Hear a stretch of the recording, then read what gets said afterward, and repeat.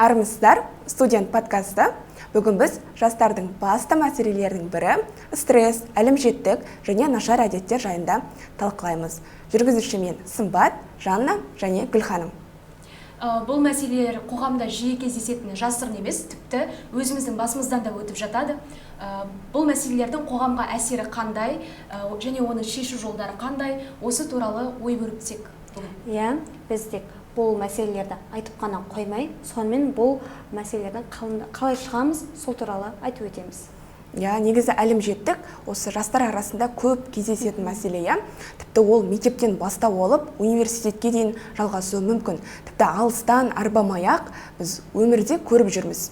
Көшеде бір тыныш кетіп бара жатқан адамға 3 адам тұтқиылдан жабылып, жағасына жармасып жабылып жатады. Меніңше бұл нағыз бір тәртіпсіздіктің, сондай бір санастықтың көрінісі деп білем. Иә.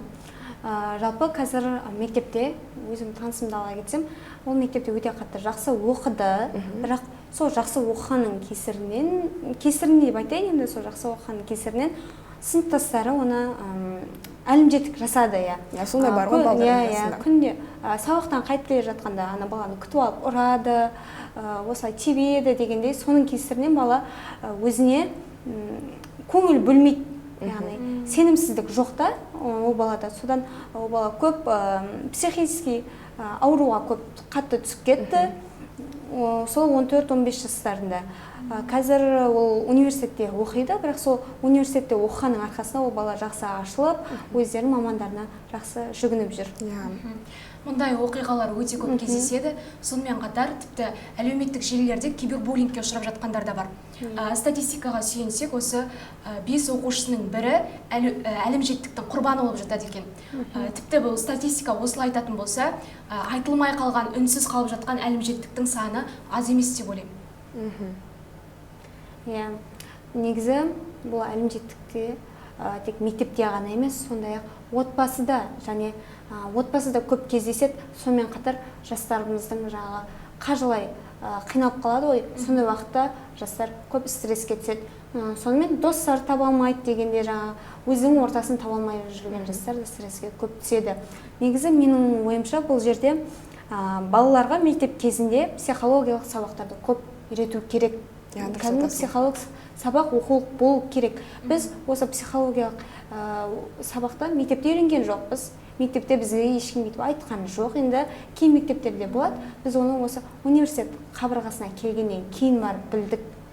База қалыптасу керек шығар, өзін қорғау туралы. Сол 5-ші сыныптан бастап негізі қалыптасу керек. Сол кезде уже әлімжеттік мәселелер көптеп кездеседі.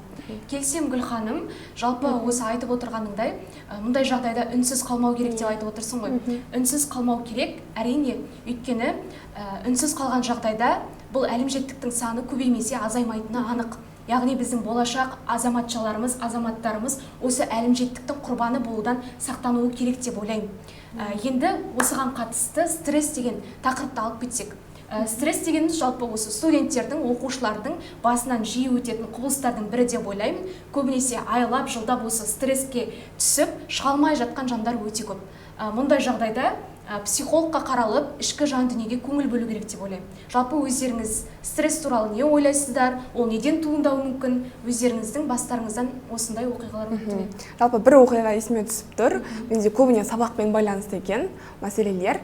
Бір күні емтиханға дайындалып жүріп, ағзамның қалай стресске түсіп кеткенін байқамай қалдым. Мен емес, ағзам түсіп кеткен екен, организм. Солай мен түнде сабақ оқығанды жақсы көретін адаммын. Түнгі маған вайб ұнайды деген секілді. Солай үнемі түнде жүріп, түнде тамақ ішіп, түнде ұйықтамағаннан менің күндіз өмір сүруге ешқандай бір зауқым болмайды. Мен үшін бәрі қызықсыз, мәнсіз, түкке тұрғысыз көрінетін. Сөйтсем, мен шынымен көрсем сол кезде депрессия периодында болыппын. Негізі отличник синдрома деген термин бар ғой ғылымда. Менде сол бұрыннан бар және қатты дамыған. Мен сияқты адамдар көп деп ойлаймын. Және де кейін мен оның түпкі себебін түсіндім. Сонымен әлі де жұмыс жасап келе жатырмын. Көптеген білім алу арқасында психологиялық тұрғыда жаңа айтқандай өздеріңіз. Енді менің миыма мынандай сигнал қойдым. Барлығы өткінші, тіпті қазіргі сәттің бәрі өтеді. Қиындықтың артынан жеңілдік келеді деген сияқты. Осы арқылы миыма сигнал беріп, қазір попроще деп айтады ғой, сондай жеңіл өмір сүруге тырысып жүрмін, оқу көлемінде де. түсінемін, Сымбат. Жалпы әрбір студент осы емтиханның кезеңдерінде уайымға кіріп кететіні жасырын емес. Тіпті өзімнің басымнан да осы емтиханның кездерінде уайым қатты жеп кетеді ғой ағзаны. Сол кездерде стресстік жағдайлар туындап жатады. Әсіресе артық уайым, психикаға ауыр күш салу, көбінесе отбасындағы ұрыс-керістің өзі осы стресске алып кетеді. Стресстік жағдайларда көбінесе шаш түсу, жүйке жүйесінің аурулары, тағы да басқа сапасыз ұйқы, яғни ұйқысыздық мазалап жатады. Сонымен қатар мен өзім стресске түскен уақыттарда, яғни осы да оқу үлгеріміне байланысты деп айта аламын, сабақ үлгерімі осы стресске студенттерді жиі туындатып жатады. Статистикаға сүйенсек, Қазақстандағы студенттердің 60%-ы жоғары стресске түскенін мойындап отыр. Бұл өте үлкен көрсеткіш деп айта аламын. Тіпті жартысынан да көбі осы стресске жиі түсіп отырады екен. Жалпы өзім осы стресстік жағдайларда шығу үшін ұйқыма, сапалы ұйқыға көңіл бөлемін, және де дұрыс тамақтану, жақындармен уақыт өткізу, тыныштықта демалу, артық жауапкершіліктерді босату сынды әдістерді қолданамын. Негізі көп жаяу жүресің, театрға да барып үлгеріп жүресің, оның өзі ойыңды бөлетін жақсы хобби ғой, стресстен арылуға деген секілді. Қазір стресс деп жатсыңдар ғой, қазір жастардың стресс арқылы негізі темекіге көп әуестеніп кететіндер бар. Темекіге және ішімдікке. Олардың ойынша мен осы темекіні шегемін, басқалар шегеді, мен неге шекпеймін деген әуестік болады. Ол өсе келе ол 70-ге келсе де, 80-ге келсе де, ол әдеттен арылмауы мүмкін. Ол өйткені адамның ағзасына сіңіп кетті, және егер одан саналы түрде бала құтылғысы келсе, одан өзіне спортпен жақсы шұғылданып, жаңағыдай бассейндерге барып, түрлі өздеріне өнермен де жақсы араласу керек. Біздің осы мәселе негізі қазір Қазақстанда өте көп, өйткені қазір сигарет бар ғой, электронды сигареттер қазір мектеп оқушысының да қолынан көре аламыз. Осы 5-ші, даже 6-шы сыныптың балаларының, қыздардың да қолынан көп көреміз. Жалпы осы зиянды әдеттер стрессті жеңудің дұрыс емес жолы деп айтамын. Өйткені зиян жаңағыдай алкогольді ішімдіктер тұтыну, электронды шылымдар бар, және де қосымша шылымның түрлері көп қой. Соны пайдалану тікелей денсаулыққа өте зиян деп айта аламын. Соның салдарынан көптеген жастар осы нәрсенің құрбаны болып кетіп жатады. Өздеріңіз жалпы осы туралы не ойлайсыздар? Жаңағы жаман әдеттер жайында негізі бұл таңғалдырды. Статистика бойынша жасөспірімдердің 15%-ы шылым шегуге құмар екен. Оның ішінде қазір тренд болып жатқан жаңағы электронды шылымдар да кіреді. Көп жерде біздің Қазақстан бойынша заңмен сатылуға тыйым салынып жатыр. Дегенмен оны тұтынушылардың саны көбеймесе азаймақ емес сияқты негізі. Кәдімгі үрдіс болып кетті ғой, көзге түрпідей тимейтін үрдіс болып кетті негізінен. Ал енді осы шылым және де жаңағы осындай түрлі әрекеттер қазір басында көбіне көруі мүмкін ғой. Сондай бір жеңіл, рахат сезімін тудырады, ал кейін ол өзінің зардабын беруі мүмкін, осы жағында ойланып қою керек. Бірақ енді әркімнің жағдай әртүрлі, дегенмен одан барынша тезірек арылуға күш салған дұрыс шығар. Дұрыс айтасың.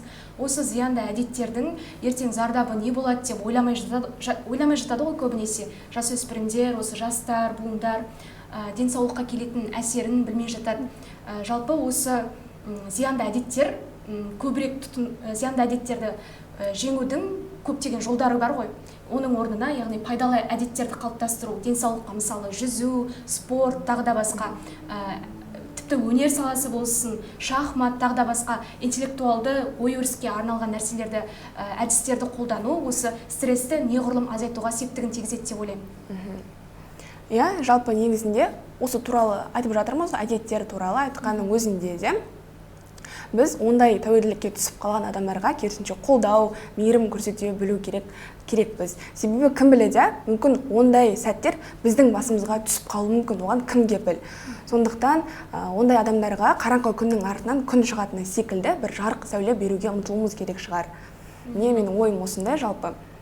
Қазіргі жас адамдарға, жас буынға барлығына айтарымыз құндылықтарын бағалап білу, және де өзінің ішкі сезімдерін дұрыс жеткізу, тағы да басқа өзіне сенім қалыптастыру, сену деп айта аламын. Өйткені зиянды әдеттермен айналысу, тағы да басқа жаңағыдай стресстік жағдайлар, бұның барлығы болашақтың айнасын бұлыңғыр етеді. сол үшін де өзіне сеніп нақ қадам басып, осы жастық шақты өте жарқын сәттерге толтырып, қосымша дамуға айналысу осы жетістікке жетудің кілті деп ойлаймын. Қазірден барынша ондай қауіптерден аулақ болу үшін салауатты өмір салтын ұстануға бекем болыңыздар дегім келеді. Осы орайда Кемел адам кітабы, Қайрат Жолдыбай. Қайрат Жолдыбайдың Кемел адам кітабы осы жастарға арналған керемет кітаптың бірі деп кеңес бере аламын. Өйткені онда қазіргі уақыттағы денсаулықтан бастап ішкі рухани халге дейін көмектесетін көптеген мәселелердің шешімі жазылған деп айта аламын, қарастырылған деп айта аламын. Осы орайда Кемел адам кітабын оқып, кемелдікке жеткізетін бір құрал деп айтуға болады. Ол кітапты барлығымыз оқыдық, және бізден кейінгі буындарға да, жас буындарға да оқуға кеңес береміз. Сондай-ақ оларға көбіне психологиялық кітаптар және осындай бизнеске бағыттайтын кітаптарды оқуға кеңес береміз. Өйткені ол кітапты оқу арқылы әр жас адам өзіне деген сенімділік пайда болады. Қыздар, көп рахмет ойларыңа. Көрген көрермен өзіне керектісін алады деген сенімдемін. Рахмет, сау болыңыздар.